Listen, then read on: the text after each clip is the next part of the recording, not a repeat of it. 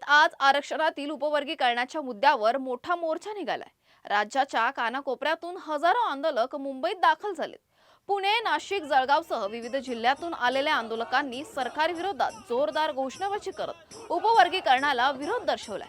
अनुसूचित जातीच्या आरक्षणाचे अंतर्गत उपवर्गीकरण करण्याच्या मुद्द्यावर सध्या राज्यात दोन गट आमने-सामने आलेत। एका बाजूला मातंग समाज उपवर्गीकरणाची मागणी करत असताना दुसऱ्या बाजूला महार, बौद्ध आणि चर्मकार समाजातील विविध संघटना याला तीव्र विरोध करतात। या विराट मोर्चातील वातावरण, आंदोलकांच्या भावना आणि नेमक्या काय आहेत मागण्या याचा आढावा घेतलाय आमचे प्रतिनिधी किरण जाधव यांनी। पाहूयात।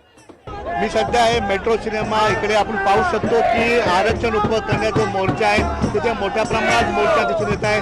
आनंदराज आंबेडकरांचाही इथे फोटो घेऊन त्या मोर्चात सहभागी झालेत। भरपूर असे सामाजिक संस्था आहे, बबनराव घोलप यांची संस्था आहे, वेगवेगळ्या पक्षातील लोक एकत्र आहेत। माझ्याकडे काही स्थानिक लोक आहेत, आपण त्यांच्याशी जाणून घ्या। दादा, काय सांगाल, आज मोर्चाला सामील झालात?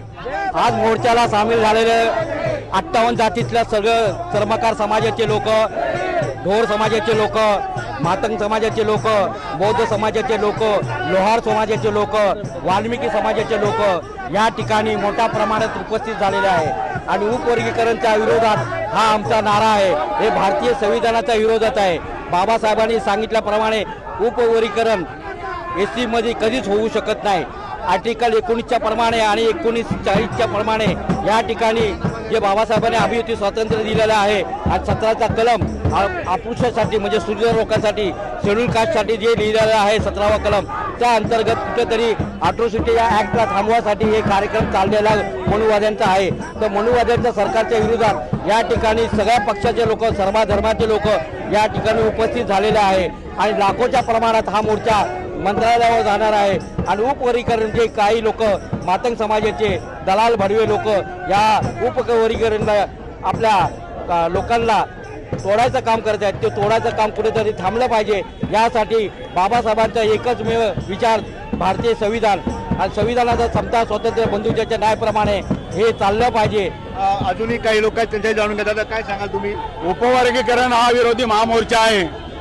तर ह्या मोर्चामध्ये या सरकारला सांगणं आहे की उपवर्गीकरण अबकड तुम्ही याच्यामध्ये लागू करून 59 जातीमध्ये वाद निर्माण करू पाहताय।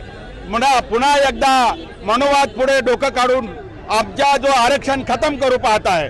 म्हणून आरक्षणाला हात लावला नाही पाहिजेत। असंविधानिक अबकड उपवर्गीकरण हे महाराष्ट्र शासन लागू करू पाहत आहे।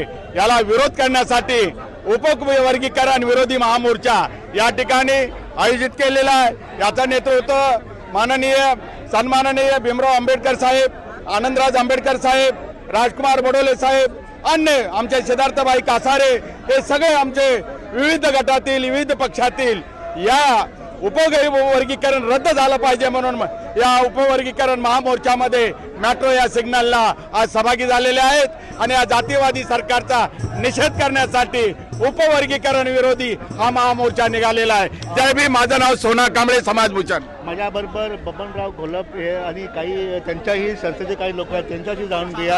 आता काय सांगाल, तुम्ही कुठून आलात? आम्ही साताराहून आले। मी राष्ट्रीय चर्मकार महासंघाचा सातारा जिल्हाध्यक्ष आहे। उपवर्गीकरणाचा मुद्दा घेऊन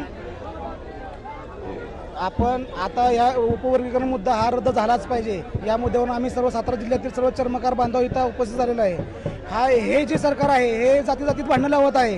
यांचा फक्त एकच उद्देश आहे, कोणता तरी एक नियम काढायचा आणि जातीजातीमध्ये वाद निर्माण करायचा। हे उपवर्गीकरणाचा मुद्दा हा त्यांनी काढायची गरज नव्हती। हा फक्त डॉक्टर बाबासाहेब आंबेडकरांनी आम्हाला त्यांनी स्वतः मागासवर्गीयांना दिलेला हक्क आहे।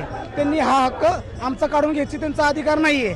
काही लोक आहेत, त्यांच्याही जाणून घ्या। सगळ्यात महत्त्वाचं की अनुसूचित जातीमध्ये असणाऱ्या काही सर्व आमच्या ज्या समाजामध्ये ज्या जाती आहेत या जातीमध्ये मतभेद निर्माण करणं आणि त्यांची दिशाभूल करणं आणि नको तो हा जो उपद्व्याप केला सरकारनं हा तत्काळ त्यांनी रद्द करावा। आणि आमच्या अनुसूचित जातीमधील ज्या आमच्या काही ज्या बौद्ध असतील, मातंग असतील, चर्मकार असतील, अन्य काही जाती असतील, त्यांच्यामध्ये आम्ही आतापर्यंत बंधुभावानं वागत होतो.